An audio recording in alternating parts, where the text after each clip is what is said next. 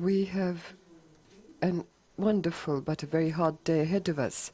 You're not yet tired, you're still feeling well in the morning. Right now I met Armen, it turns out, knows him for quite a while, with the representative of the Council of Europe, Peter Zygmunt, who in point of fact is for the first time opening, very much like we opened the school 21 years ago, but we're not diplomats, it's just civic initiative.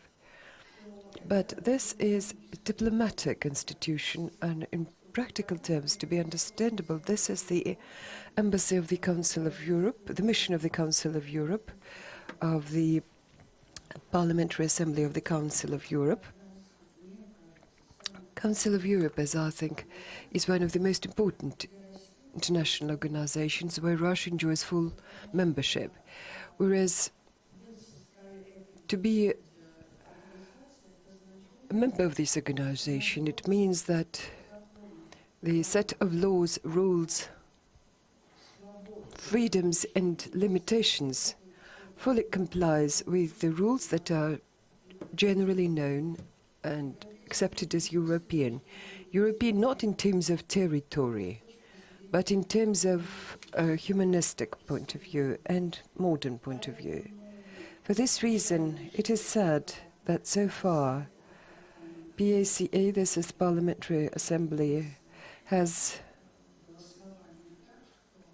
done something about voting that Russia no longer takes part until the 1st of January in a number of its obligations as a member of PACE, and as well as in terms of voting. Let alone that in late June they will be electing Secretary General of the Council of Europe, and very much like every other delegation, Russia has its own preferences. So the center, well, surely we will now think what it is, the center will think what it is but to do here, apart from diplomatic activity. And I suppose the school, which was announced and which was declared in, will get some fundamental support from you. Thank you. Peter, you now have the floor.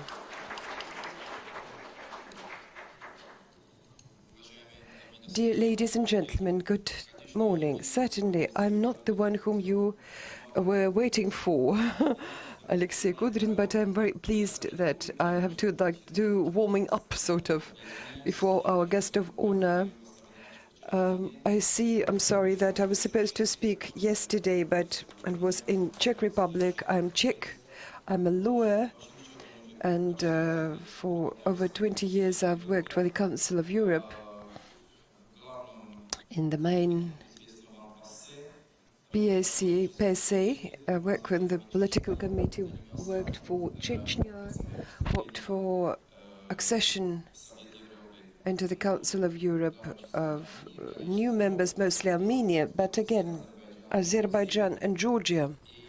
And I've worked as the chair of the office of the chairman of PACA, and late last year was appointed by the Secretary General as the head of the office in Moscow.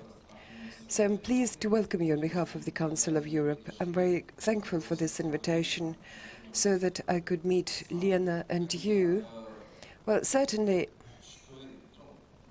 well, as you now carry a different name. We are now Civic Enlightenment. Okay, Civic Enlightenment.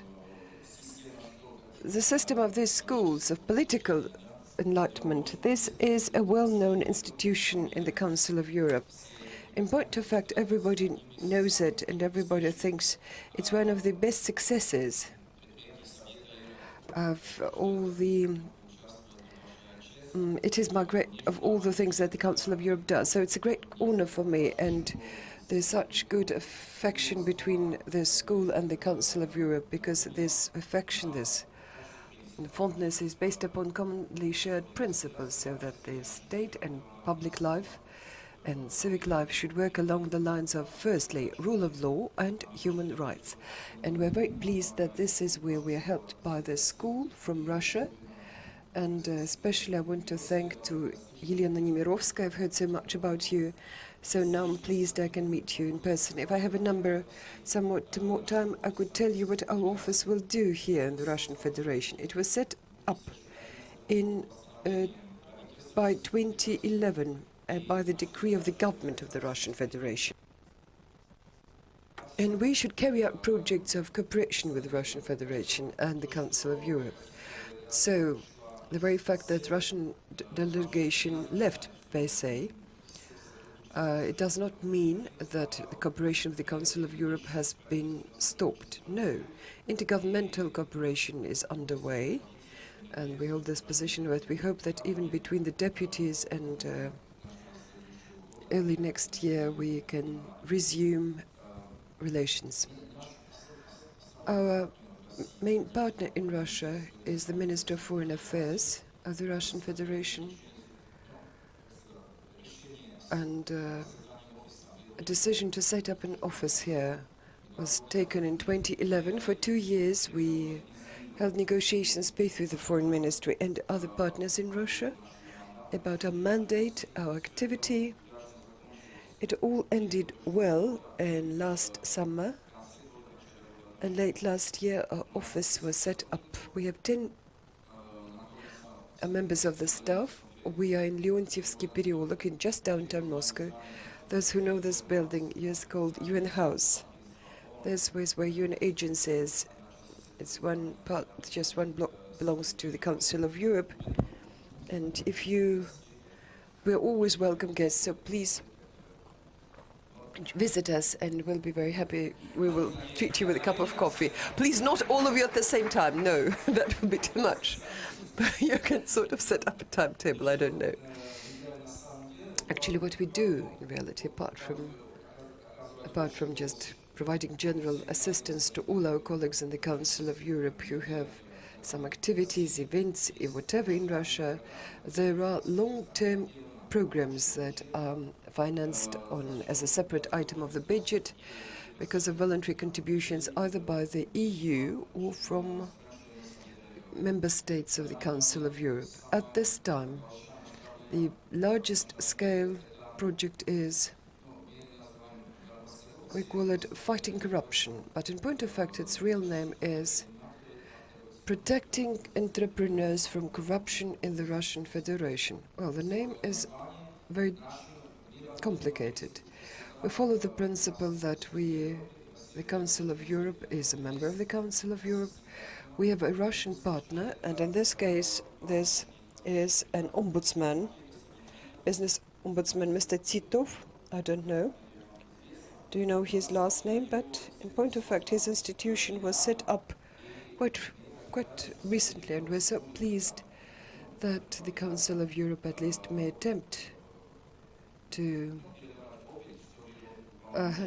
transfer experience so that this ombudsman could take over experience and could apply it everywhere in the Russian Federation. This program is supposed to last 2 days. When somebody asks me about activities, I always say, who is paying for it? Who is financing it? So things are transparent with us, apart from the contribution by the Council of Europe. Over 1 million is an input from the EU. And we have 2 members of the staff who are dedicated to working on these programs. And just briefly, there is a program, a special program that has been developed together with Mr. Lukin and Madam Panfilova, and she now took his post. It means overseeing the local things in Russia. There are special programs for internet, for working with young people, and there's quite a lot we can do and we're doing. And at the end, I would like maybe in a couple of words tell you something about the Council of Europe and the EU. As I told you, the Council of Europe for us, Russia is a special member of the Council of Europe. not only because of its landmass, it's the biggest country in the Council of Europe, but also because out of 47 member states of the Council of Europe, 28 are already members of the EU, and the others are more or less are either going to accede or have serious intentions to join the EU. The only country that, for known reasons, has no intention to exceed the EU, this is Russia. So certainly for the EU, methods of working, of how we work with Russian Federation, it's very different from what we do, and this is where we can enjoy this advantage that Russia is a full member of the Council of Europe, that it takes part in developing conventions and other legal documents of the Council of Europe, and since it takes part in this very much like others, it's supposed to comply with them. So we are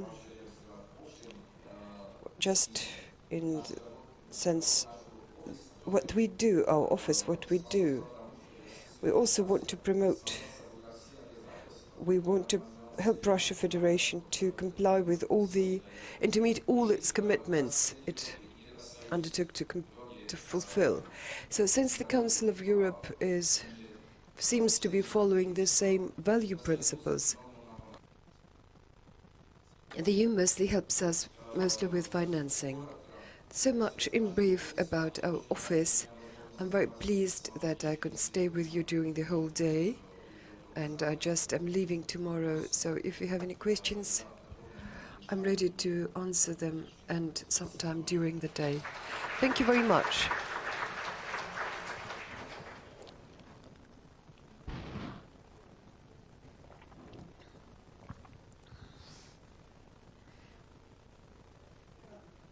Well, I would like to open this session. I understand what's pleasure, and I'm really enjoying it, because Alexey Kudrin, we have been waiting him for quite a while, let me put it this way, because many alumni of the school worked with him, and they thought that this is a statesman who should address this audience. But it so happened that today is the first time. We are very proud of it. This is a very important session for us, and on behalf of my personal sort of setting, I would like to say that I don't want to say anything. I'm just very much like a person in the street. I don't understand anything about economy, but at the everyday household sort of level, yes, I have perfect understanding. I mean, how about run such a business as school? But what I want to say is, for me personally, and for the people who have worked in this pool, for this pool, it's very important that these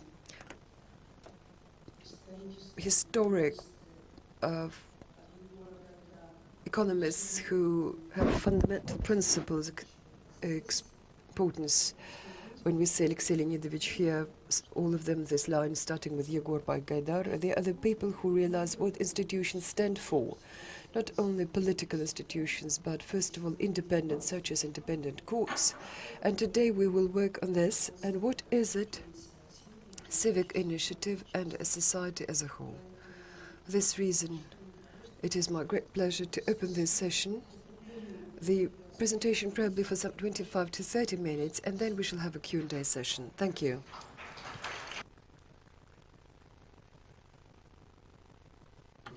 Good day. It's very hard to talk on Monday morning and to start a discussion with political questions. I would find it so much easier to talk about economy, but today's objective is to strike a balance, even on a Monday morning. So if right now I were, say, delivering a lecture or were telling you about the latest trends in global economy or in Russian economy, or how do we rebuild the model of Russian economy, I would find it so much easier, because I'm almost make no presentations on issues such as what it is politics and how can we balance it with economy. But for our country today, this is becoming very, very relevant. This ratio between these two spheres, these two notions, two concepts, and this is what I want to discuss. This, for me, probably is an experience of a discussion I would like to hear what you have to say about it, your presentations, and certainly take your questions. Please stop me when I will get too much carried away with some detail, or by going into small details. Well, I would put it this way. For me, a policy and politics exists in what we call the narrow and the wide, broad sense of the word. In proper sense of the word, it's a competition between political platforms, political parties.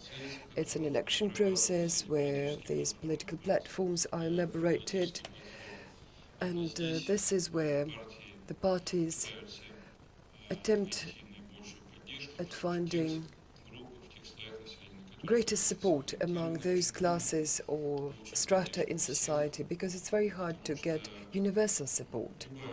Because any measure, be it in economy, and first and foremost in economy, this certainly touches upon interests of many people. And for this reason, some people stand to win and others stand to lose.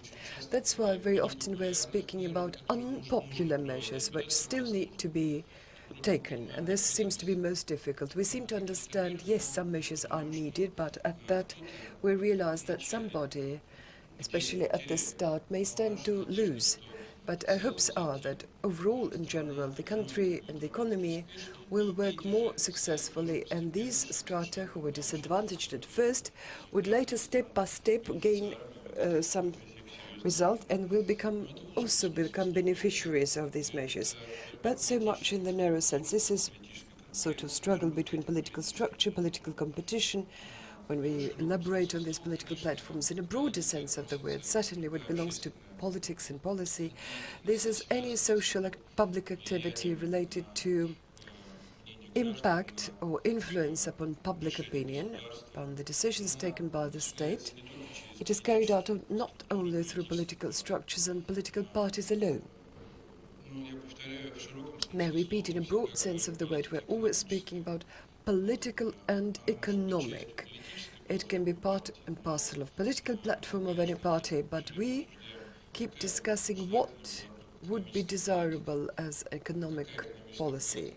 What policy, economic policy, better reflects our aspirations and interests and is more needed by this country, by our country. For example, taxation, income tax, which rate it is. Now we have 13%. Now they tell you, look, it will be 15%. Is it about policy or is it about economy? Well, you cannot tear them apart, you know. This is we see whether, or for example, retirement age. If we want people to retire when they get older, is it about policy or is it about economy? Well, all of this certainly influences life of many people in this country. And what we need this link between what we think it needs to be done in the economy and how we're going to pursue it, how we're going to carry this out. How do we get understanding and support in main strata of society? For this reason, if you pay attention, say, if you're representative of a political party, of NGO, in this or other way, maybe you are representatives of legislature in the regions, or maybe you represent municipalities or municipal assemblies, whichever. In today's society, you will have, in every case, understand what will be the consequence of decisions and solutions you take. Where will you find support, where you may not find support? How can we arrange it and model it in such a manner so that your policy, in the long run, should make it possible for most people to get the benefit and positive result out of it? Maybe not necessarily immediately. If somebody loses, then so that at the end, for example, as when I was a Minister of Finance, I had to debate widely with NGOs. First of all, certainly entrepreneurs, also association of insurers, or association of bankers, also trade unions within a trilateral commission, or representatives of municipalities, local legislatures. If we say took some decision, we always had to seek compensation mechanisms or temporary transitional measures or compensation if we say take one decision which can be disliked by many people, but then we take another decision which will make it easier for people to accept the first decision. It is always a compromise, it is always a balance in this policy. For example, some laws, say administration of taxes, which certainly touches upon everybody in business. It took us a year, every day in this year, it took several hours to, say, attend some meetings with representatives of business, and what comes out of it, it's that neither party is happy about it, because it's a compromise. Somebody wanted more, sort of, and whereas others, the state would say, no, we would lose control over, say, some shadow sort of aspects, or we may set up some shadow zones economy and they will evade taxes. So it certainly is all based upon current modern technology of control, possibilities to cover with control, possibilities and quality of our government officials, quality of preparing our, again, government civil servants and our, say, things, whatever is in corruption. This is something you have to take into consideration and try to avoid. So this balance is reached through very much hard work. But as I stopped on some just introductory remarks, what is it that is important for today's society, modern society, that will develop much faster and sooner, more effectively? They are these democratic processes that help us, through political institutions, seek and find maximum number of supporters to come up with clear-cut understanding and wording about what these, first of all, economic measures, what they may lead to, where should we spend more money for roads, for defense or education. All this should be clearly articulated. And what we miss in Russia nowadays is these institutions which help openly, publicly discuss these matters. But again, may I say, in my own experience, to substantiate my words with something, when they thought it necessary to drastically increase defense spending, thought it was very fraught with unpleasure for this country. I was surprised that it didn't provoke any major discussion anywhere. What does it mean, 23 trillion rubles to be spent for defense from 2011 for 2020? I just ask you, and I suppose you do not know what other options were posed and what would be the consequences. Actually, the society really has not really talked it through, has not sort of chewed it over, has not really talked it over, and I was absolutely sure that this would lead to a worsening of economic situation, to worsening situation in a number of spheres such as infrastructure, healthcare, education. I will now show it. But overall, we could not even finish this discussion, even say compare it with some other proposals. For example, compromise would be in discussion in discussing defense expenditure. We thought 13 trillion rubles, not 20 but 13, because in previous decade, we spent 9 million. We thought 13, well, it's a nice growth, but then they told us, look, it will be 20. And in some individual items for some armaments, it means we will increase our procurement fourfold, by the factor of fold. Is it good or is it bad? What does it lead to? Well, for me, for example, it was obvious that this would cause, I'll put it quite openly, when I spoke at the meetings which I attended, that this would stop short development of other important spheres of our economy. First of all, we won't be able to increase infrastructure spending, roads, ports, airports, whatever. They would stop at that. That we, for example, underfinance some level of underfinancing is like factor of 3. So that so that we should keep up with economic development, so that business should find acceptable the costs for developing infrastructure. Say if you're, whatever you're, so it should take 1 week instead of 3 weeks to transport your shipment via railroad, for example, or not. So that tariffs for, say, freight cargoes should be lower. So that, because transportation costs are the highest, because as I said, we will stop short our expenses on education. We won't have any serious modernization of education at that time. That would stop short. Nowadays, when we have several key universities that are now undergoing special program of refurbishment and upgrading as they receive special grants to buy new equipment and get cutting-edge technology. But most state universities cannot keep up with modern technological equipment, let alone good conditions for training, for teaching, for residential areas, for introduce some new programs on the curricula, so that we could just exchange, so that we could invite professors and lecturers from other countries.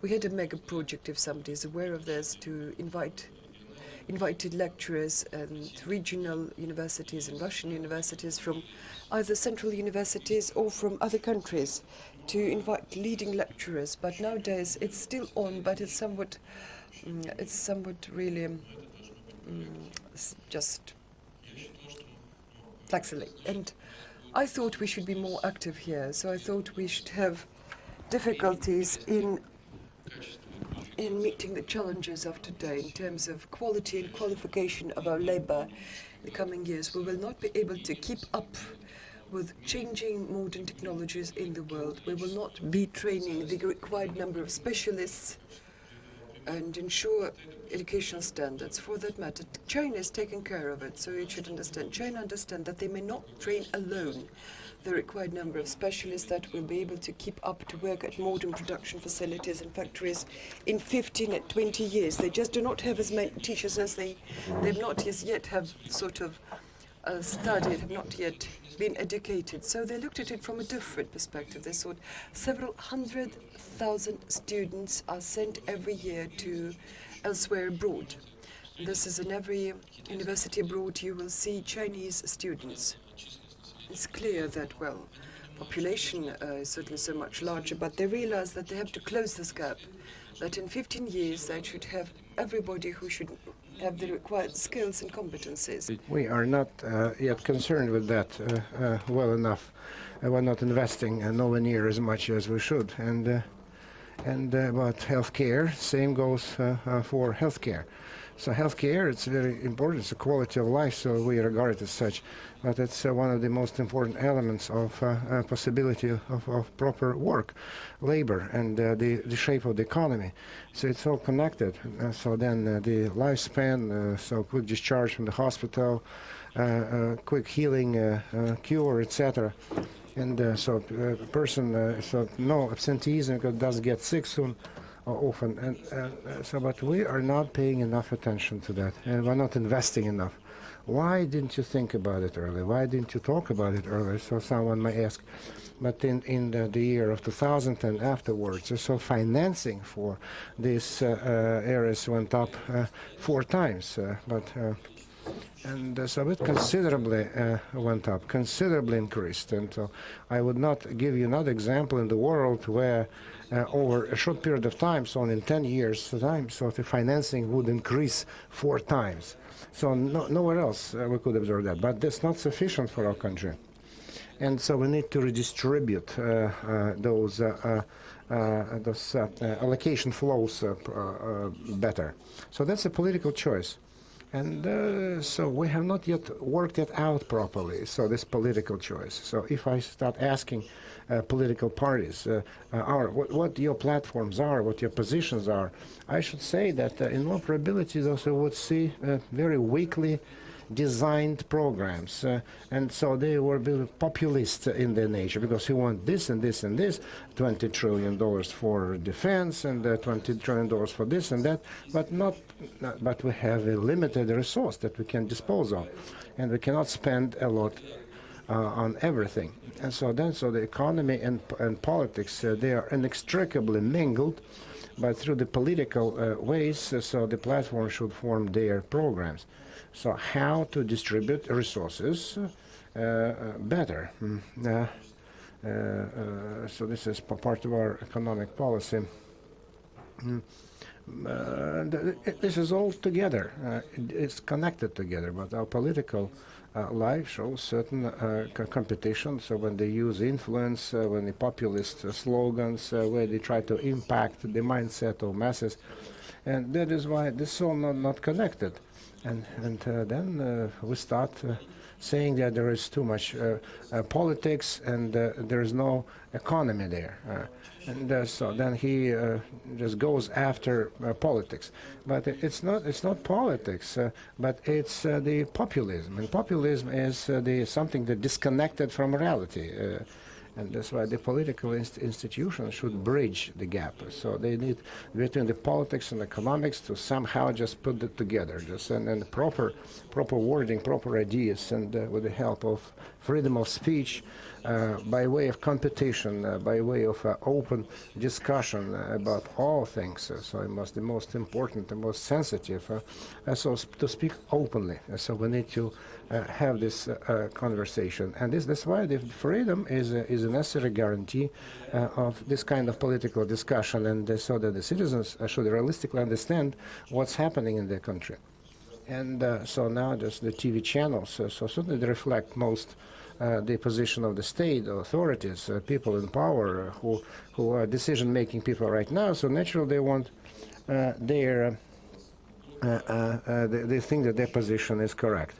But the inability to get access to other positions, so the absence of the discussion, is eventually will lead to this this destruction. So when the rhetoric so will be divided from real actions because of the absence of freedom, because of opposing parties, different opinions. And so our authority is turning into a populist authority. So then playing to the gallery authority, and which is not balanced, not geared to our realistic capabilities. And so their priorities are not prioritized properly.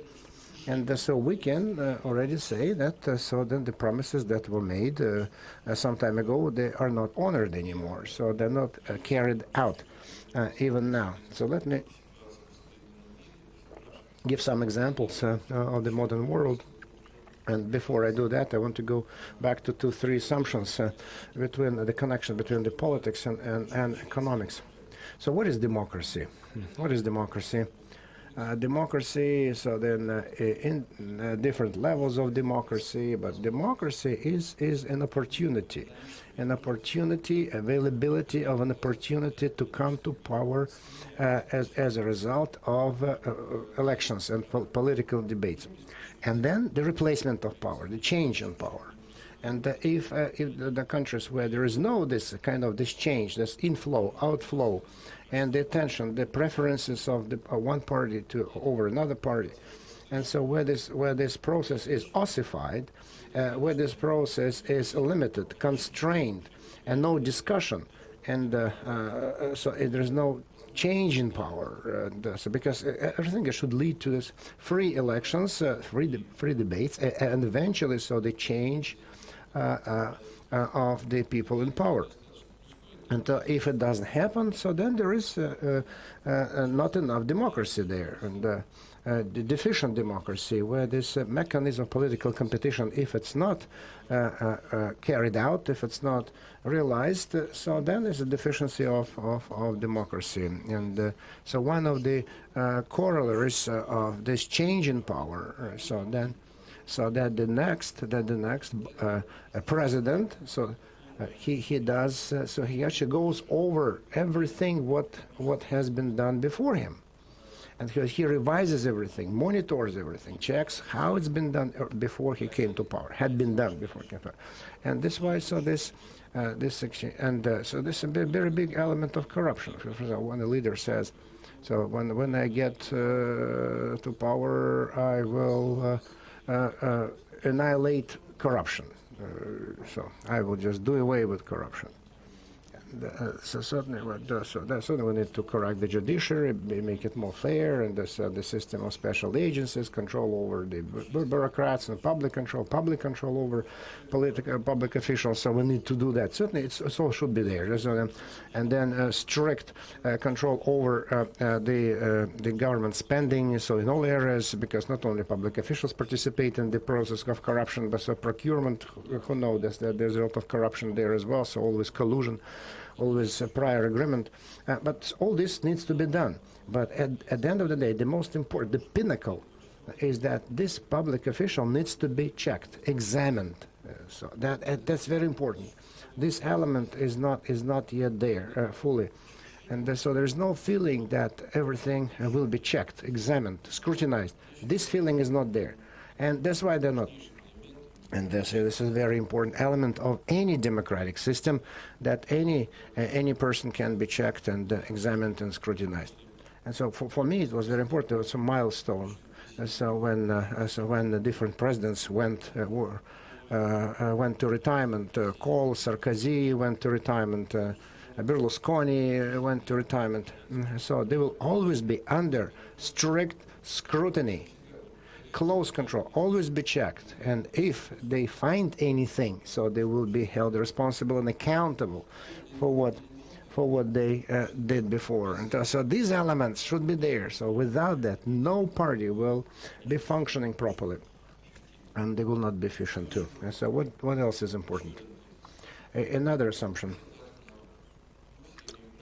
we all pay taxes, and we all have every right just to ask how your money works. Is there a relationship, direct relationship, good institutions that could guarantee this kind of control, this kind of monitoring? And as we always say, because we need just to get this new feeling of responsible taxpayer. This is your money at work, all right? And so when the local authorities, the legislative branch, so the federal authorities, etc. I'm a responsible taxpayer. In Russia, this feeling of responsible taxpayer, I think, has not yet ripened.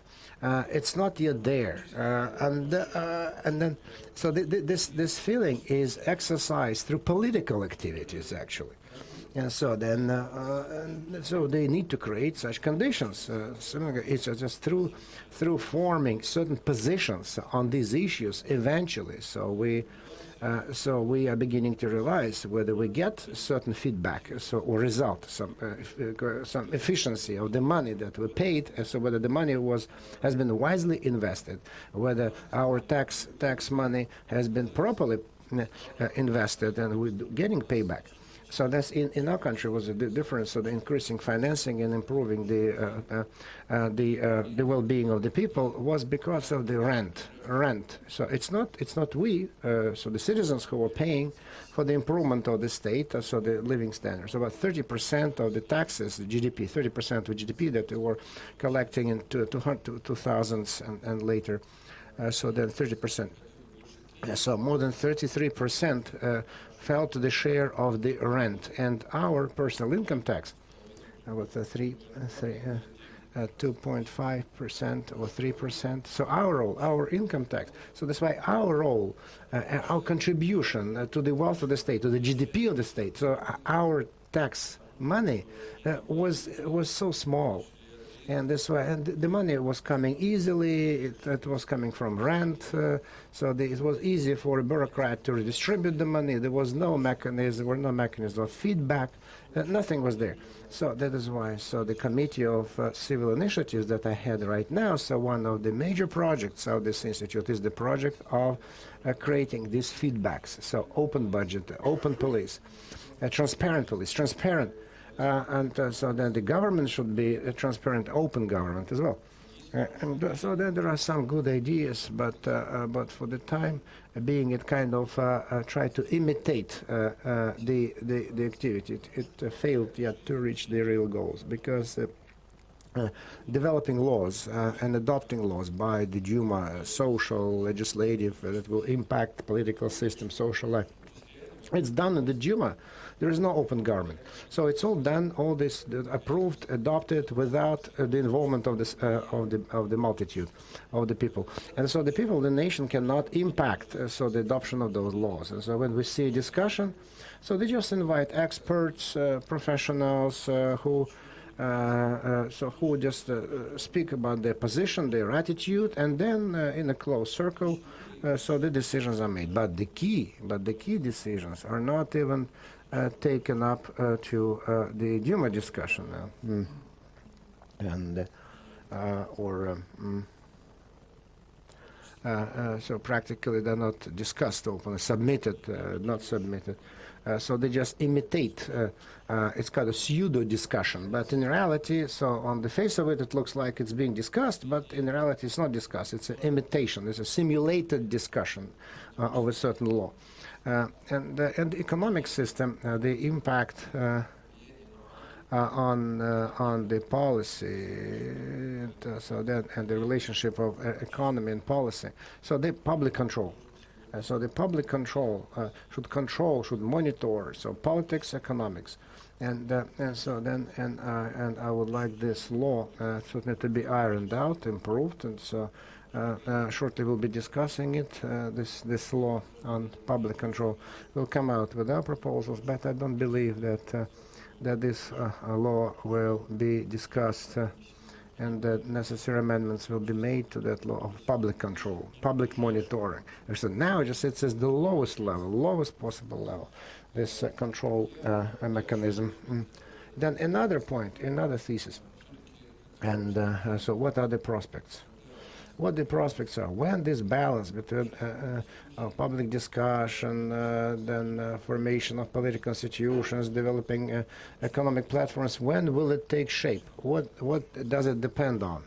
So much depends on the present authorities, right, and the majority in the Duma. It depends on them, because the main guarantor of the constitution is the president, so he is supposed to create conditions. And now, so it's okay. So to discuss with there, so whether the political institutions, the freedom of expression is being developed, and so the president, as a guarantor of constitution, is personally responsible for that. But there are some economic processes which eventually will lead to the fact that it will take shape eventually. Because raising the living standards in the classical politology, that raising the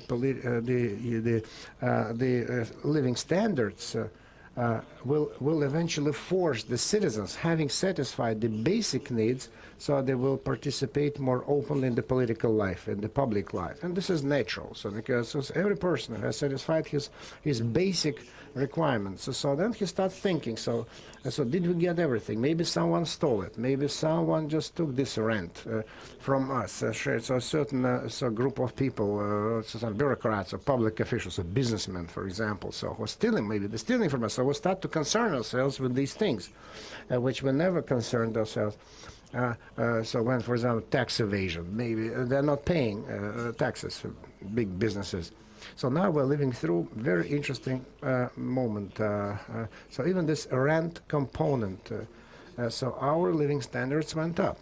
And so then there's the category of people who are middle class has grown up. And more people so are asking themselves, what would be the best way to build the economic policy? They're thinking about it. And now just we're living through a very interesting and objective process of raising interest of the citizens to politics, to protection of their interests, and step by step, very slowly. So even if there are hurdles on the way, so then these mechanisms will be developed. And so these opinions of the citizens will no one will be able to ignore. Because people will protest, discontent, discussion, debate, harsh or mild, it will be there in internet as well. And that is why. So the number of channels of influence is increasing in number. It's less monopolized, although we certainly realize the role of so electronic means of information media, electronic media. So now we see a good example is so the media, the way the media operates against the background of Russia-Ukrainian crisis. But within the next 20 years, we will have a different situation in Russia. So the establishment, real political institutions, a real civil society, and so the desire people participate in their fate, protect their interests, and work for the society.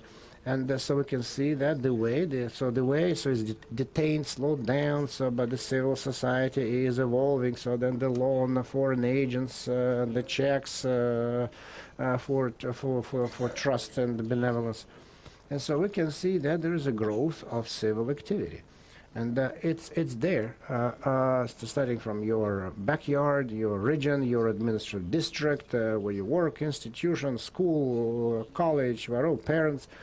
And it's all there. We can say it. These are all forms of civil activity. All this, including religious organizations, so it's this country, village, cottage communities, everything. So these are different forms of civil activity, and this is great.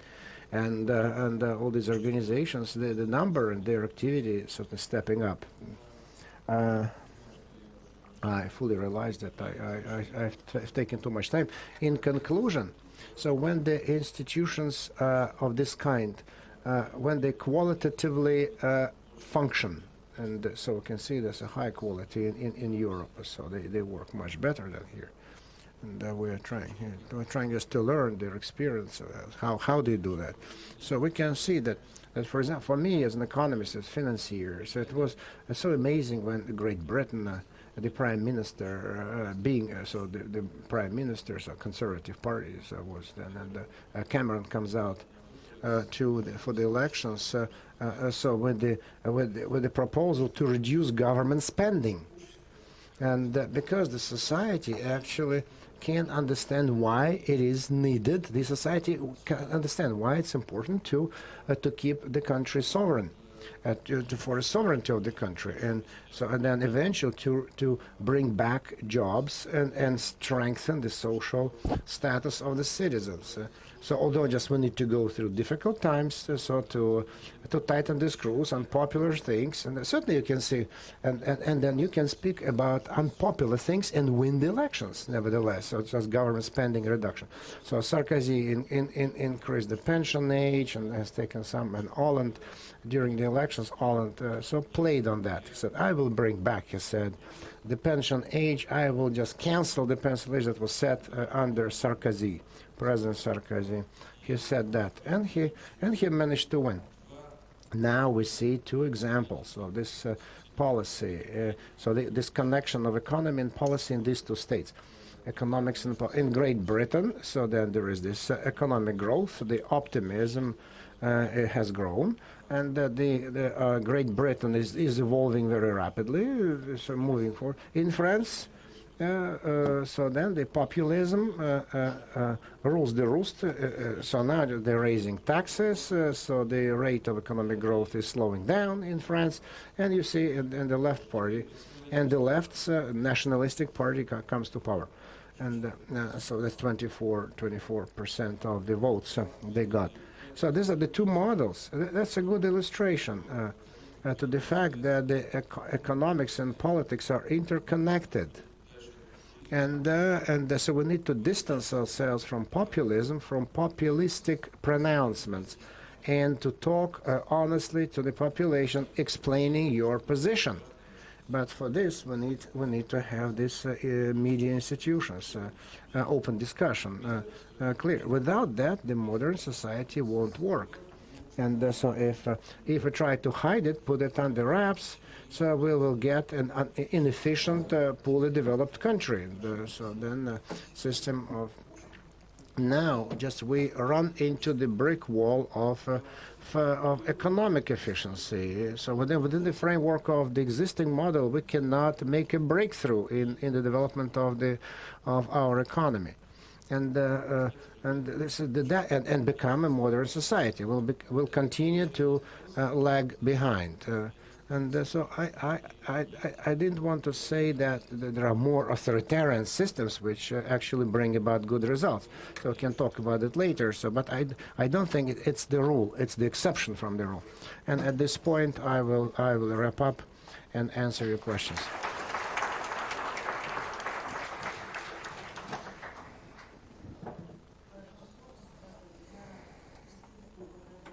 I'd like to thank Mr. Kudrin for this wonderful presentation. Not the fact that he's here, but what he was telling us.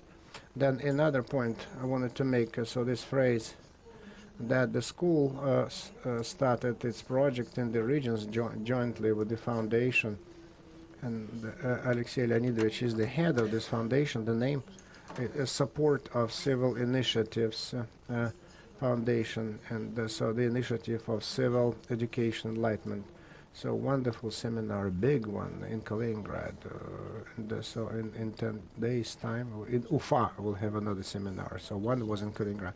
Huge thanks, and now it will be easier to work. So Alexander Zakharov now. The floor is his to moderate the questions and answers session.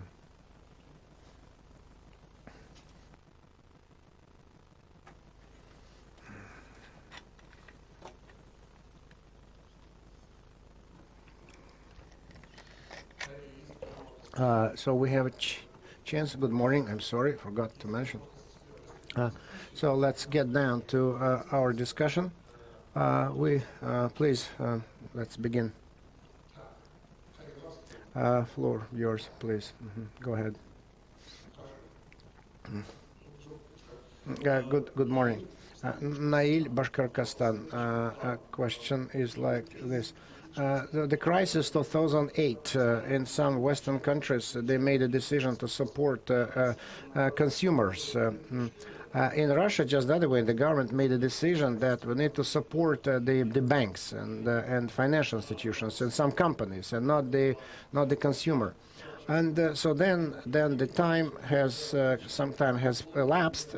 Do you think that this measure was right, or if it were right? Is there a chance of a similar scenario in case the new crisis strikes? You were not correct, because in Russia we have the largest programs that motivates consumption. So it was possible because of the currency reserves. So Forex. So the volume of motivation programs in France, Germany, Poland was 3-4% of GDP. In Russia, more than 5% of GDP for consumption motivation. So so we increased the government spending, and so very much. So the pensions were increased of our pensioners because they consume more homemade products. So in 2009, 2010, so then 50% raise of pensions. It's unprecedented raise of pensions, 50%. So then the salaries. While in other countries they were frozen, and in the government sector, our salaries were increasing. Then we increased investments. State investments were increased. So we purchased cars. You remember for the army, procured cars for municipalities. So for 20 billion rubles worth, they bought buses for municipalities and given away to the population. And municipalities got those buses, and then that's a lot of money. Some people remember this program that was named. So when they buy old cars, and so we call them jalopy replacement. So when they buy out old cars, and these clankers are exchanged for new cars, and actually that gave a boost to the automotive industry, and there are lots of other programs. So more than 200 companies got government guarantees against which they borrowed money. Otherwise, they wouldn't have been given that money, and they continued to work. And then support the banks was done. So in the form of credit support, we helped the bank, credit support. Yeah. So then we introduced certain small money of state banks in the charter capital, but the main amount was given credits So we offered credits to the banks. So from the welfare fund, from the Russian welfare fund, from the reserve. So this money went in the form of credits to the banks. So now these banks are paying back. So and the president announced that he suggests that some of those credits to either to extend, to prolong, or add them to the charter capital to capitalize banks more. So that's not to return, to maintain their stability. Why banks? Why banks? Because every country has participated, paid key attention to the banks, because this is the blood transfusion system. Because if you cut this vasculature, it stops to function. So why are you helping the banks? So please, friends, understand, because this is the place where our deposits are, where our money is. 40 and 50% of banks' assets are composed of our money, and then enterprises accounts there as well. That's another half of the money there. And so we're not saving the directors of the bank. We are saving the sustainability, the robustness of the institution. So because if we had allowed bankruptcies or chain of the domino system bankruptcies of the banks, and then first all the citizens would have lost all their money. And so then our deposits would have been given back 15-20% on a ruble. That's it. And so you can see what kind of stir it would generate. So then the companies would have to stop because they would have no working capital. They would have had no working capital. And because this is the weakest link during a crisis, and need to support it to sustain, to ensure the sustainability of the Russian economy. It was a famous system in the United States, bankrupted Lehman Brothers, and so that started the spiral of crisis because everyone if such a big bank collapsed, then it may happen. A similar thing may happen to any other bank, and we decided to avoid that. So we had to obviate this catastrophe, because the banks that were saving, so we're saying on one condition, that all the shareholders sell their bank for 1 ruble to the state. That was the condition. So shareholders lost 100% of their equity, but the bank was saved for the sake of the depositors.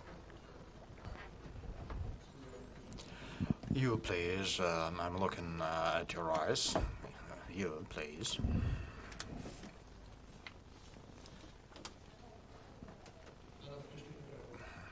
Turn your mic, please. I'm Natalia Zakharova from Khanty-Mansiysk region, and thank you very much for your infusion. And several times you mentioned about the increase of the retirement age. I would like to hear your arguments in favor of that. Will you elaborate, and can you explain why the government has not taken that decision yet? And if the decision is taken, what will be the reaction of the public? I think the main problem is that we are going to face demographic problems more acutely than other countries. That's because of historical reasons, great losses during World War II, and a very low birth rate in 1990s. So in 1990s we lost a great number of possible population. So we are traveling on those demographic waves as any other country, but our situation is worse. We can see some growth of the birth rate now, but several years later we will see lower birth rates, and number of mothers in birth age will be less, much less. And average, I don't think that the number of children in families will change radically. I don't think that even there will be 2 children in a family instead of 1. Now we have an average that is a little bit less than 2 per family. It means that the working age population, the people who pay taxes, will be reducing. Before 2008, the number of working age population was growing. Now it's falling at the rate of 300,000 a year up to the million. So in some years, even in near term, we will have less number of working age population by a million.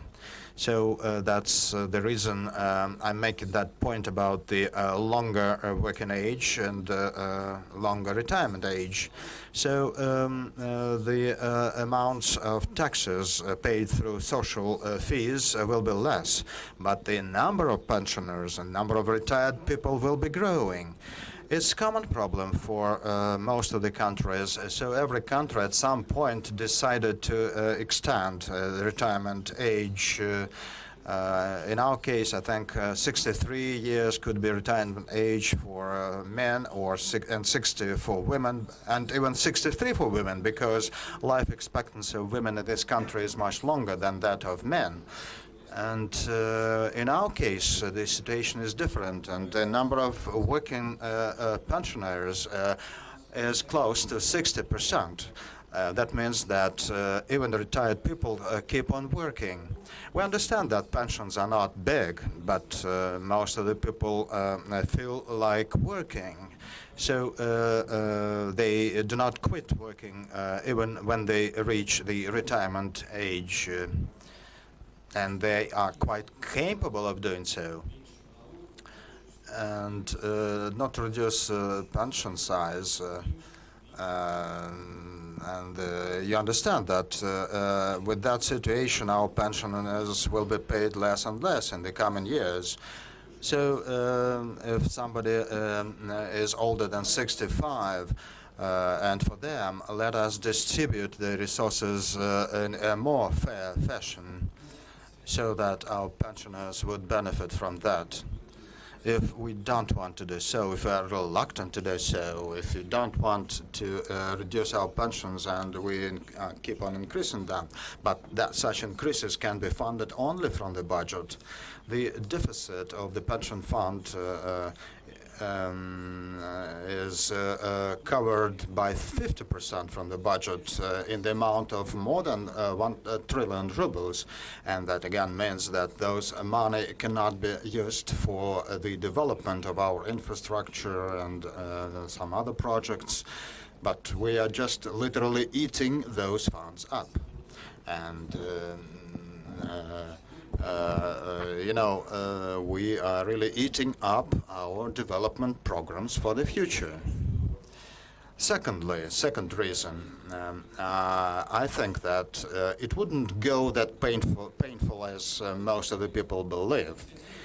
And I don't think that our retired people are worrying about that, because the 40 million retired people, they are retired. They will not be affected by any changes.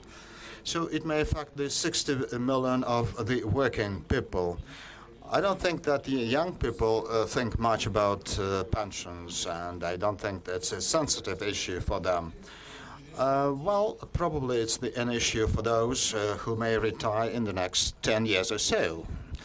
And out of those future retired people, only half of them is going to be sustained by their pensions only.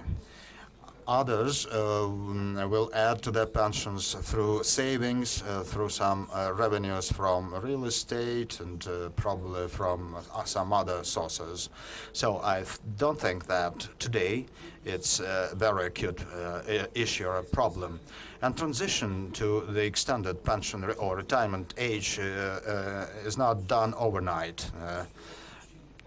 Transition takes place in 10 or 15 years, so say half a year extension each year, it will be 10 years. If 3 months extension, it will last for another 15 years.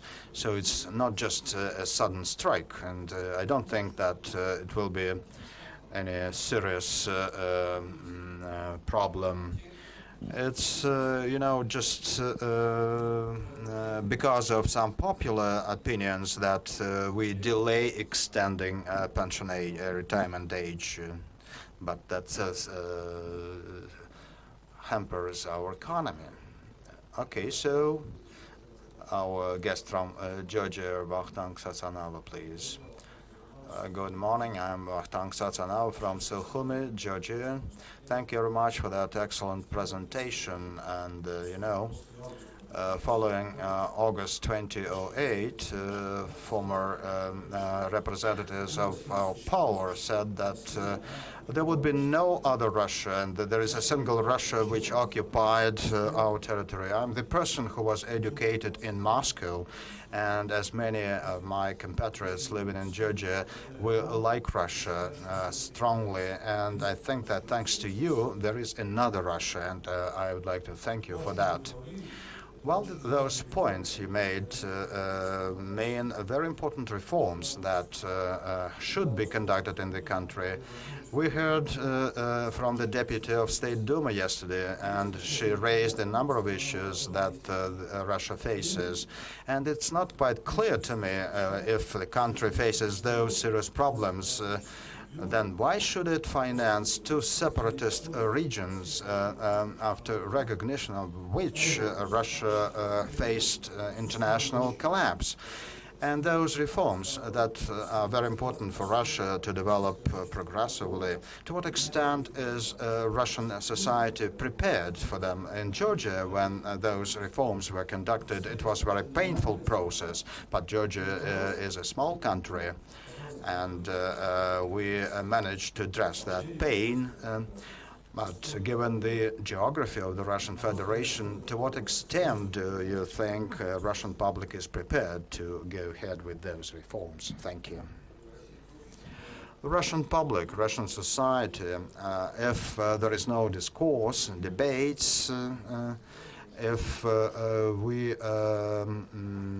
will hear only populist promises saying that everything will be fine, social commitments will be fulfilled, but we are losing every year because the great decrease in growth rates is a very serious indicator.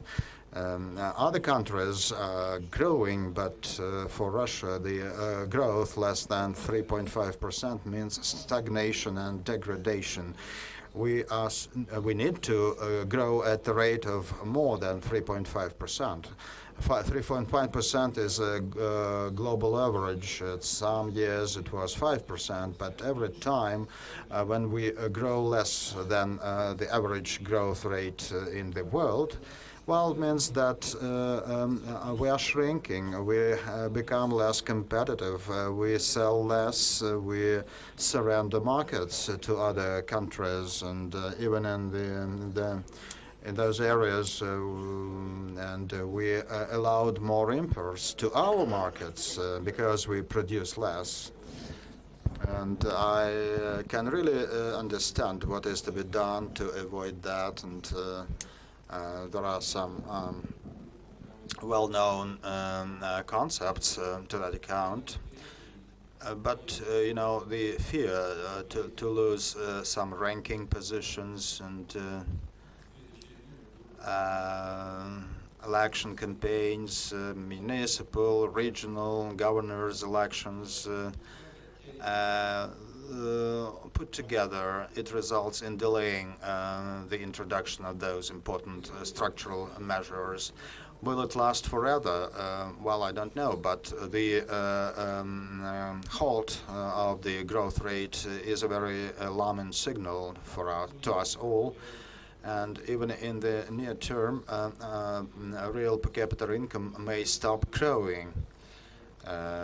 So that those income that is calculated with the deduction of the inflation rate, if it comes to zero, is not a recession yet.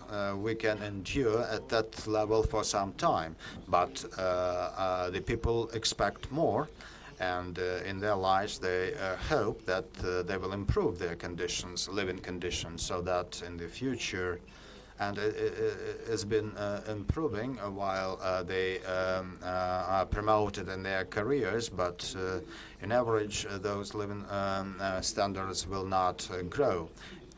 For the first time, it may happen except for 2009, but it was the heart of the crisis. Now, another crisis may not begin yet, but we're slowing down anyway. So it's inevitable that some steps, some realistic steps will be taken. And when there will be the critical mass of those problems, this power or next power after next elections will have to take more daring decisions. We all believe that window of opportunities for reforms is most open following the elections. And I made a conclusion that the current State Duma just missed that opportunity following the elections.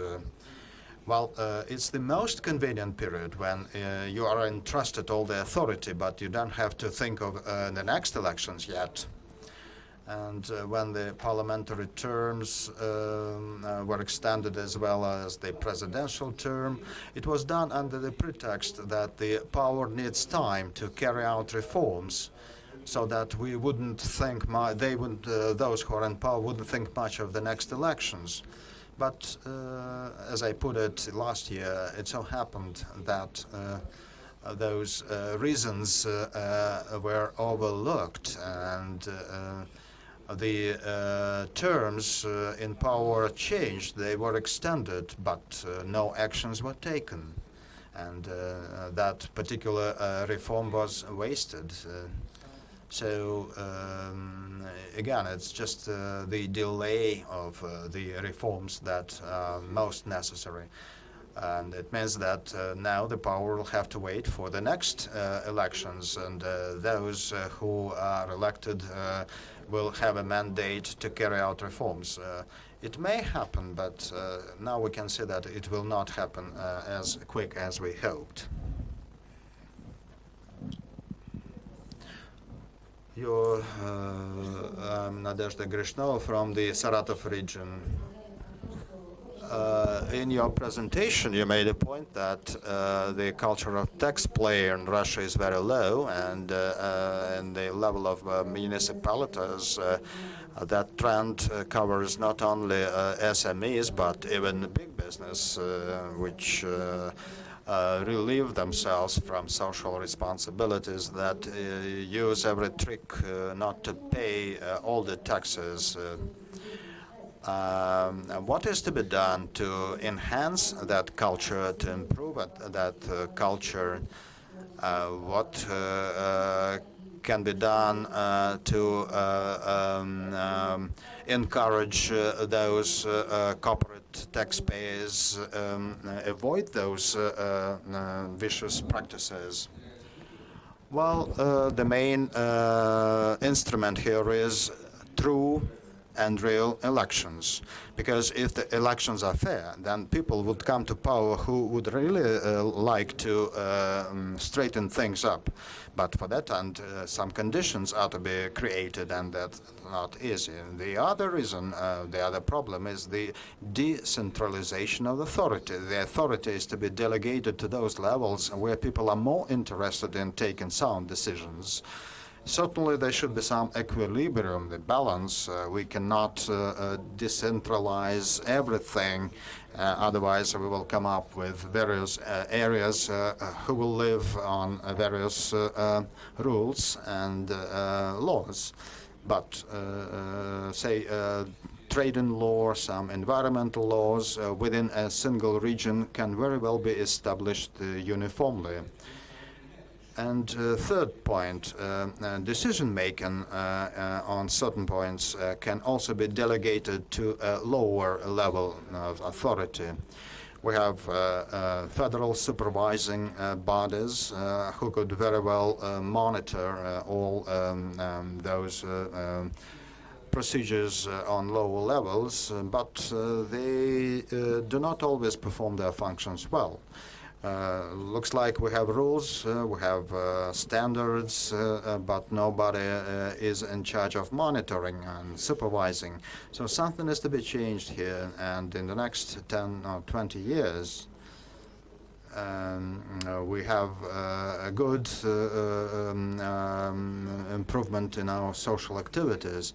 So I can only hope that in the next 10 or 20 years that social activities will only improve and enhance, so that the public will be more aware and more active in taking decisions. In my organization, my fund, we carried out 6 contests in the regions on the best social initiatives, and we had 12 nominations inviting projects and descriptions from the regions. And on the regional level, we don't pay any bonuses or rewards in that contest, but people are very much enthusiastic about those projects. Local media covers all those contests, and following them, many governors being aware of such public awareness and activities began helping them to promote those initiatives in terms of higher civic control and supervision. So that's how I see the problem. Anton from St. Petersburg.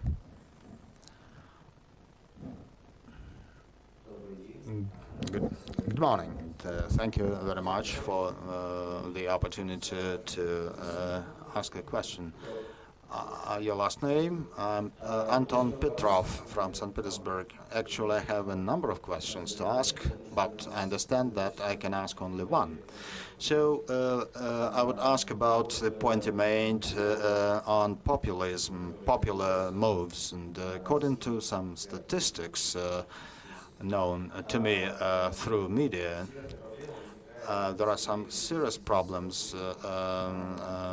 that are based on that populism, and in light of regional allocations, in 2013, I think, only 6 regions executed their budgets well, without debts. Otherwise, all other regions had to borrow money, and many people explain that by the decrees of the president that were adopted in May 2012.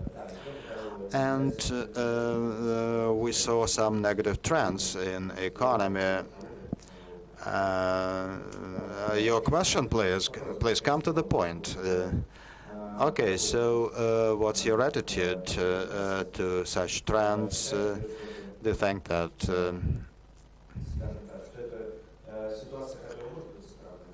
it is something that can be addressed and adjusted, or you think that the situation may pose very serious implications for Russia?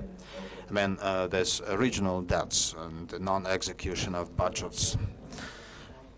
I understand that the execution of the presidential decree on the increase in salaries and wages for teachers and doctors have a very negative effect on regional budgets, and local legislators and governors had to cut on investments, and this first quarter of this year we saw further reductions, but even that is not enough in order to meet all the criteria specified in the decrees, and that led to higher debts of local budgets. And borrowing in the market now becomes more risky, because the creditors do not quite understand when the money can be paid back. Salaries and wages is a good thing for teachers and doctors, but it was eaten up. Debts got higher, and next year you need to borrow more to pay back the debt and pay those higher salaries and wages. So this model of raising salaries and wages is a popular model, a populist model, so it is negative. It's not balanced. And now, an attempt to balance that region-wise or municipality-wise lead to the deterioration of the situation in other areas. So even the debt servicing eats up a lot of money. I understand that the government is looking into various options to address the problem. Loans from the budget can be granted so that regional authorities will not have to borrow from the local banks at high rates and interest rates. But again, if the decision is taken, a lot of allocations will have to be made from the federal budgets. And probably at the federal level, they think that those loans will be paid back. But again, it's kind of an uncertainty. The loans can become cheaper, but it's not the solution to the problem. I do believe that doctors and teachers are to be paid more, but it should be based on performance indicators. So schools and hospitals should work more efficiently. Perhaps we can really raise their wages and salaries on a slower pace, but they should be performance-based. You can really increase salaries and wages without increasing the general payroll. That can be achieved through the optimization of the staff. It's not only in education or medicine areas. It can be done in civil servants areas, but there is another problem.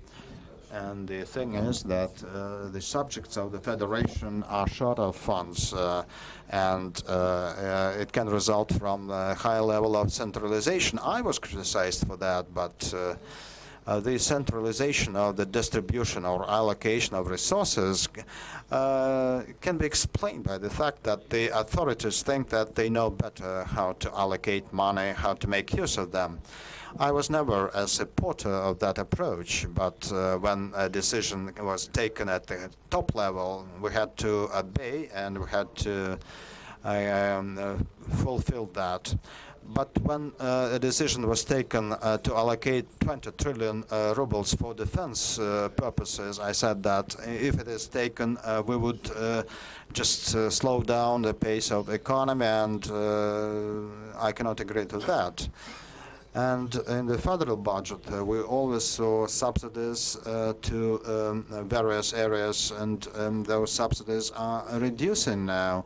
And the general transfer of funds from the federal budget to subjects of federation is reducing because the defense contracts are to be funded.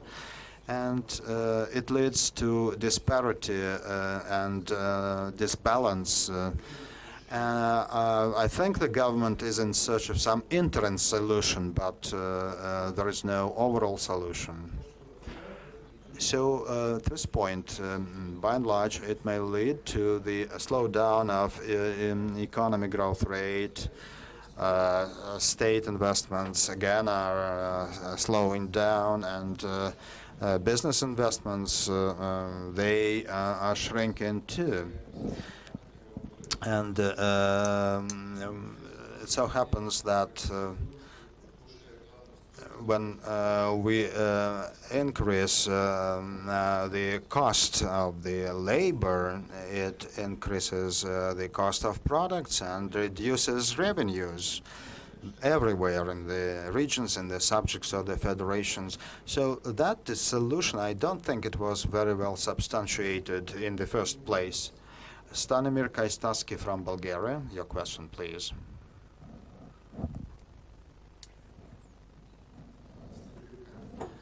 I'm Stanimir Kaistaski from Bulgaria. Mr. Kudrin, first of all, I would like to thank you for your lecture. It was very interesting. And I would like to make use of your expertise as a financier.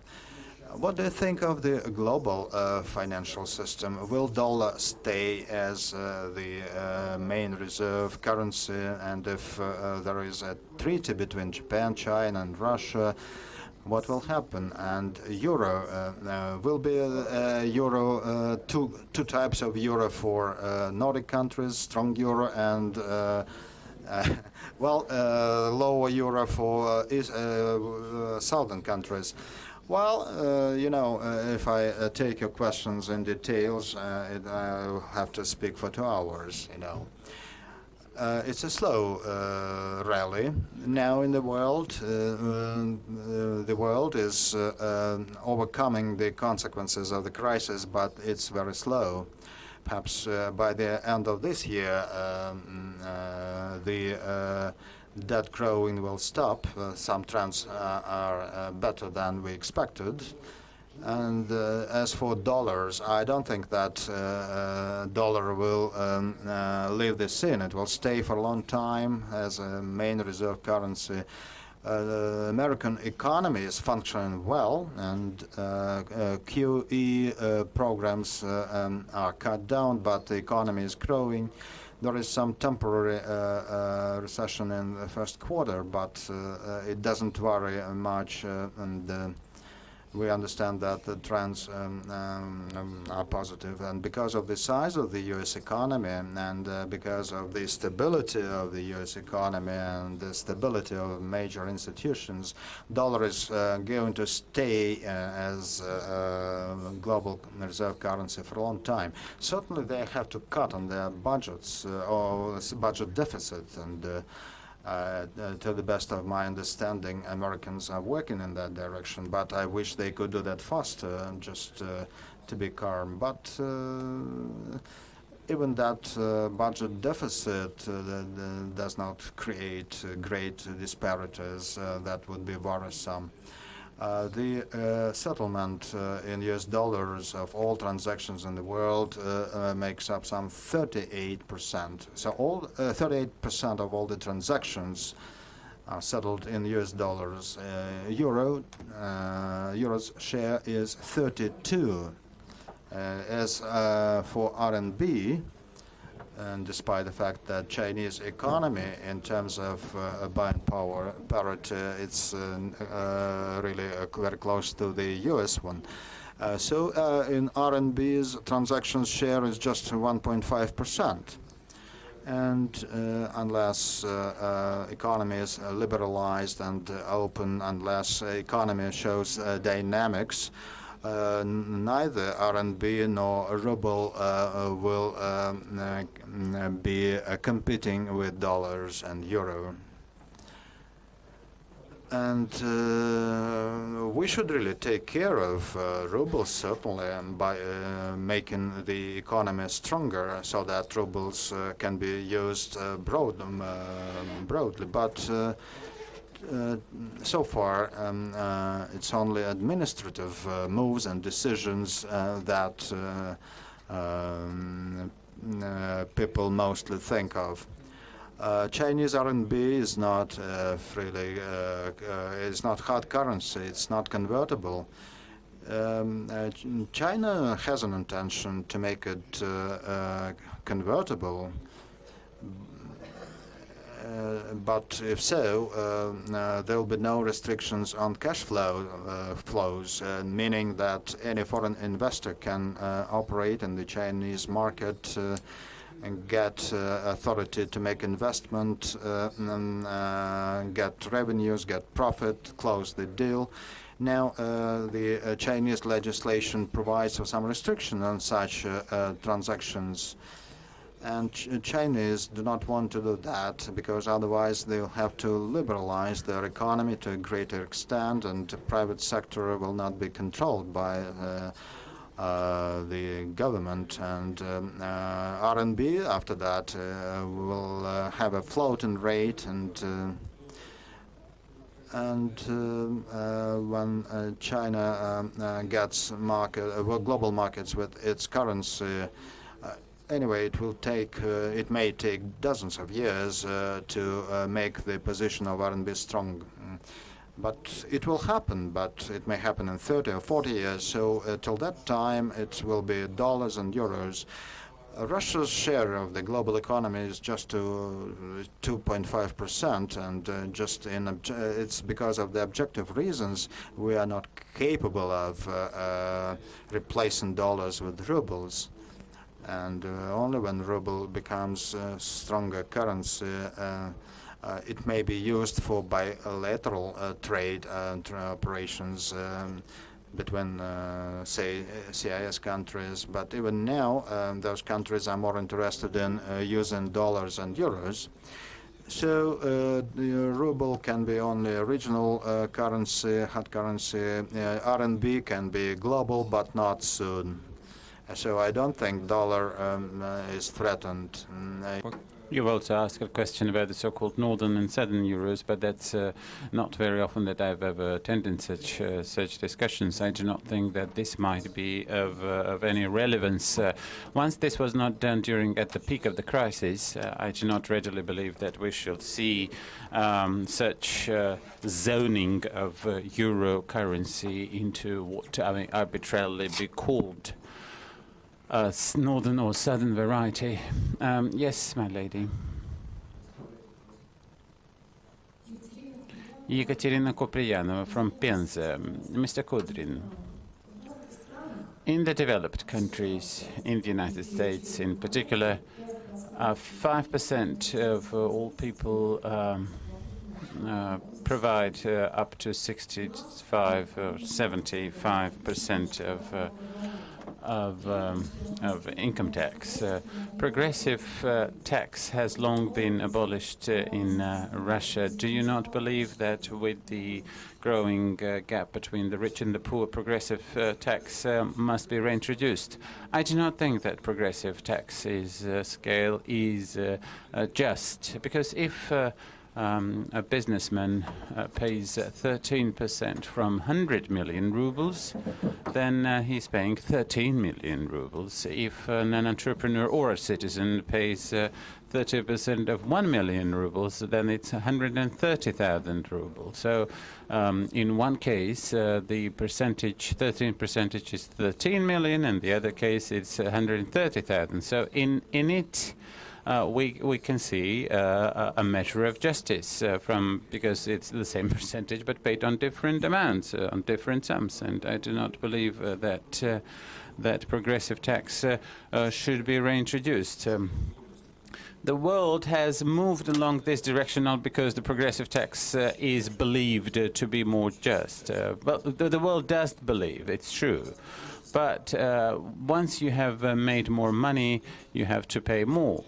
So not 13%, but 30%. I do not quite see this as a just situation, because if you've created this product or that capital, and you've done that through your entrepreneurial talent, I think that compromise is needed. But the world is also raising taxes because they're usually taxes are usually collected where there is something to collect, where people work well, because high taxes also depend on how successful you are. The more you work, the more successful you are, the more profit you have.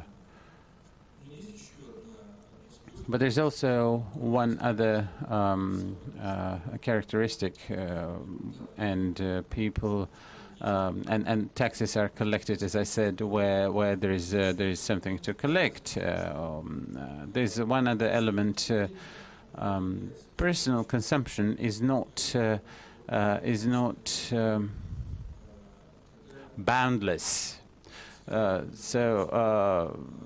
Personal consumption may be heightened, but the corporate tax, which does have some property, there is some rational distribution of this burden on the personal income and the personal consumption, and the corporations which belong to the same oligarchs or the same billionaires still remains within the reasonable limits.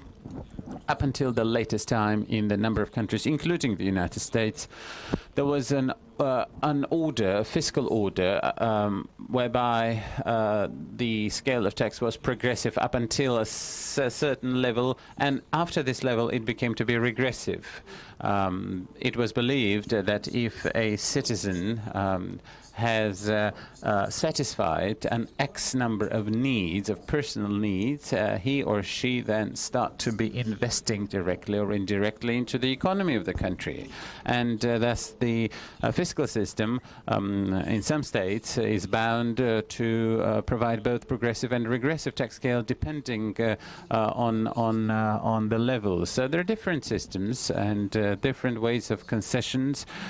In France, which is quite a leftist country, or Sweden, which is also a very has a high element of social justice, the society has opted otherwise.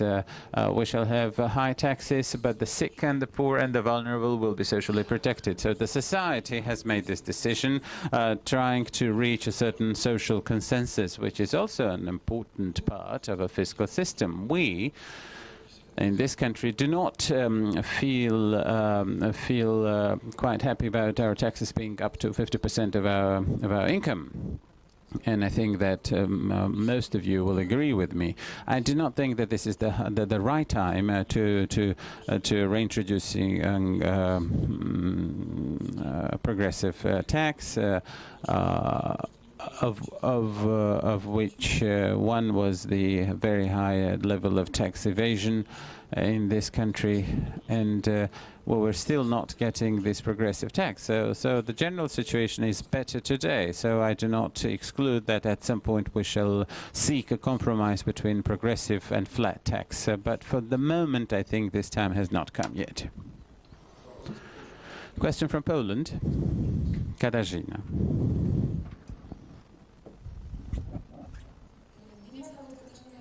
My name is Katarzyna Żyńska. Thank you very much for being able to ask a question.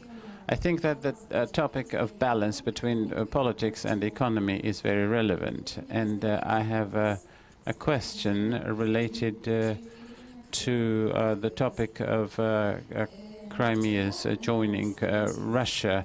Yesterday, during the meeting with Mr. Gutkov, we spoke about the social and political consequences of the Crimean story, including the surge of the patriotic sentiment and the growth of ratings of President Putin.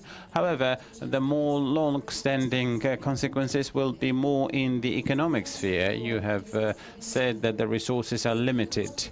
So, to be able to finance one region, the resources will be extracted either from other regions or from the reserve fund to integrate Crimea into the Russian legal and economic space.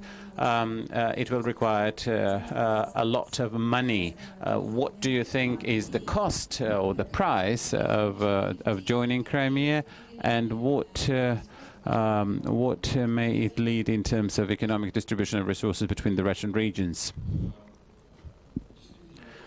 It is true that Crimea is currently at the level of the weakest Russian regions by the GDP or the budget revenues.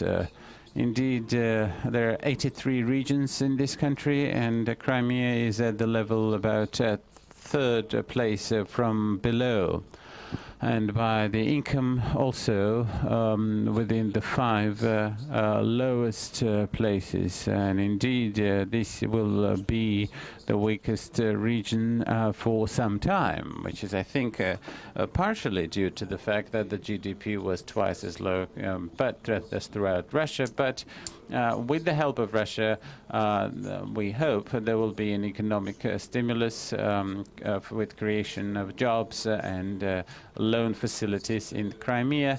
So I think that within Russia, Crimea will continue to develop a lot more swiftly than it would have developed under the other situations and in the Ukraine. It is true that the economic potential, however, will be limited by the foreign investment. Is Russia capable of doing this for Crimea financially? The answer is yes, and the answer is yes. It will require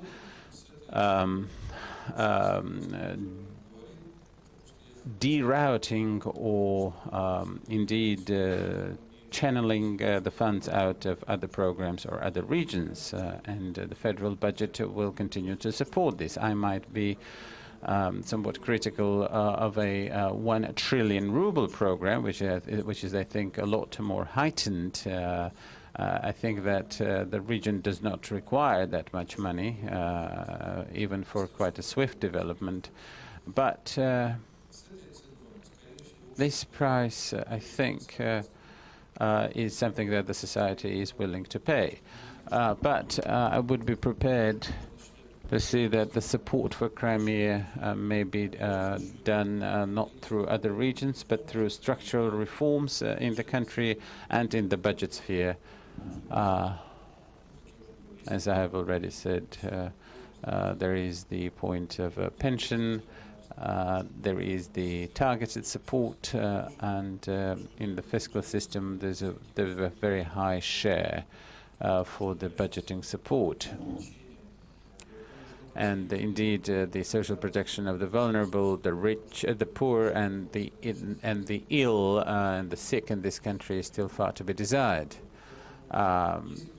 If Russia had wanted to optimize its approach to Crimea, I think it would have been able to be done more in a more optimal way. Crimea can well be financed by Russia, I think. The last question in this session, my colleague from the second row. Our next session will start in 15 minutes, and I would like to apologize before those who have not been able to ask their question. Timur Zhakhov from Ingush Republic.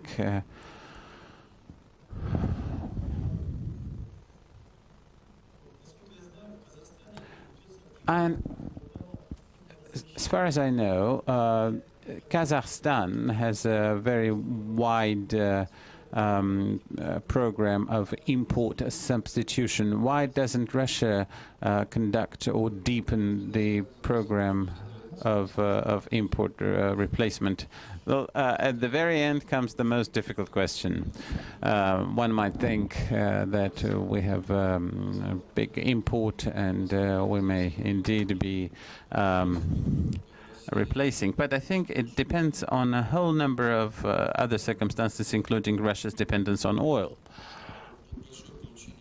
The oil and gas revenues, the profits, and the mineral rent has become one of the factors of Russia's dependence on the import. This is in the economy. This is called the Dutch illness. This is something that I have mentioned more than once in different audiences, but I will just give you some numbers. In the year 2000, Russia exported for all goods and commodities for about $80 billion, of which 60 billion were oil and gas. The import was constituted about $60 billion if you add up the goods and services. So Russia indeed can import as much as it sold from the standpoint of because it has received the dollars are in the market, and the importers have brought in at some exchange rate.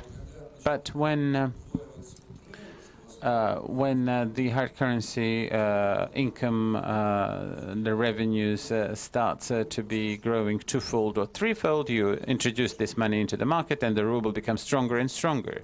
You might remember the 30 rubles per dollar and then 24 rubles per dollar, which was indeed a factor of strengthening.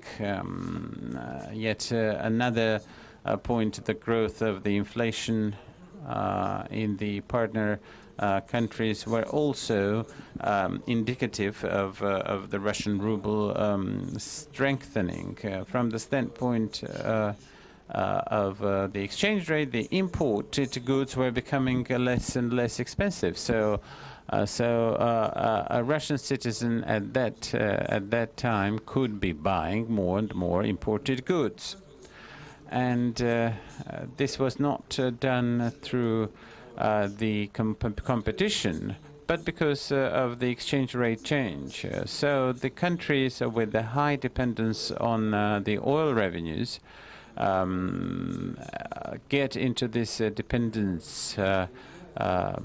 Get into the dependence of the import. Do you know how much Russia did last year? 30 billion, and or 500 billion rubles, and the import has gotten up. So we have been able to get more cheap currency, hard currency in the market, which became the basis for this import. It is not the WTO that opened the boundaries, but half of the market was already imported. So this is the effect of the Dutch illness. And when we're told that let us now introduce our hard currency and invest it into the infrastructure development, for instance, that means that the Russian government would have to get the money from the treasury, introduce it to the market, sell it, which would indeed strengthen the ruble more. There are not more rubles in the market compared to how much there was rubles. So in fact, we just sold the dollars, but there is still more import because of that. So this dependence, which is indeed the chief dependence that we're trying to battle. It is often said that half of our budget is based on the mineral rent. It is true. That is a factor of dependence. But the most important factor of dependence is the dependence on the import. What happened in this year, at the beginning of 2014, you might remember that the ruble went down from 30 and then it went spiked to 36 rubles per dollar. At that time, for a Russian citizen, the imported goods became more expensive. The imported goods were more expensive. This year, for the first time in many years, we will see a shortening of import by 4 to 5% for the first time in many years. So when we speak about import replacement, we should be deriving from the basic procedures in the economy and the understanding of the whole complex of parameters, because high inflation, for instance, is also a factor of increase of import, and the program of import replacement, when at least we're not strengthening the national currency, may have certain values, but these will be somewhat localized. And a vivid example is China. China at one point said that it would not be strengthening its currency, and that all the hard currency entered into China would be taken to the gold and hard currency reserve, which rose from 1.1 to 3.1 trillion dollars. And not to strengthen, not to increase its dependence on the import. It just buys the hard currency and stores it. This is what I was criticized. And China has been, and this is what I was criticized for as a minister, but China has been doing it in a very stringent way for many years, having been able to sustain the situation in its financial market and to increase its gold and hard currency reserves over the past 5 years. In China, China has strengthened, had to, I mean, it couldn't do otherwise, strengthened its currency by 20%. it still has to do it. I'm not going into detail, but Russia strengthened its currency by 100%. So if you speak in a different expression, we made the imported good twice as cheap for the internal market. And we will only stop these for the first time in many years to start and compete in terms of the costs incurred for the production of the particular goods. Plus, you need to have programs, national-wide programs, which would be assisting the specific branches of economy.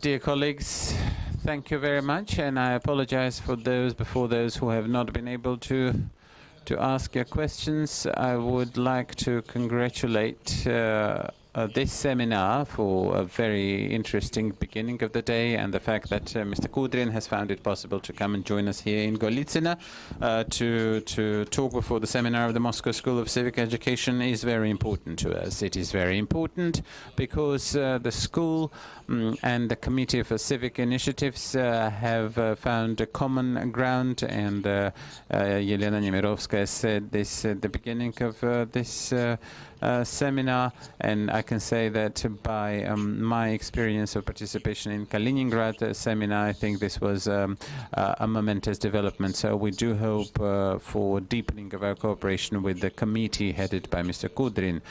Besides, I think that we all need this very rational, reasonable and free discussion about the economy, as we all know, the economy being the basis for our life. And Lena will conclude. I have been exchanging opinions and views during these sessions, and of course this session was broadcast for our I-class. I'm delighted to have been here for your presentation. I'm not. I have to say something critically, that the great cheeses will disappear from the market, or else I won't be able to buy them, or else your salary has to grow.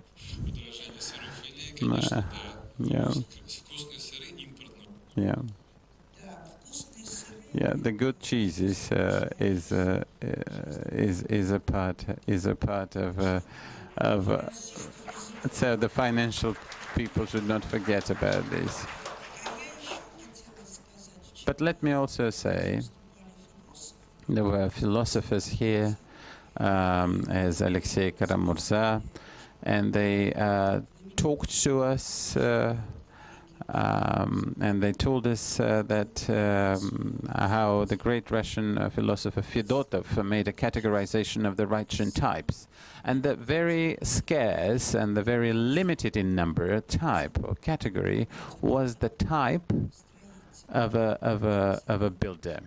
The person who is a master builder, the least numerous group of the Russians according to this categorization. I have met in the face of Mr. Kudrin a true builder, a person who is willing to assist to construct our edifice, the edifice of this country. So thank you, and thank you very much for being here, and please accept this book as a token of appreciation.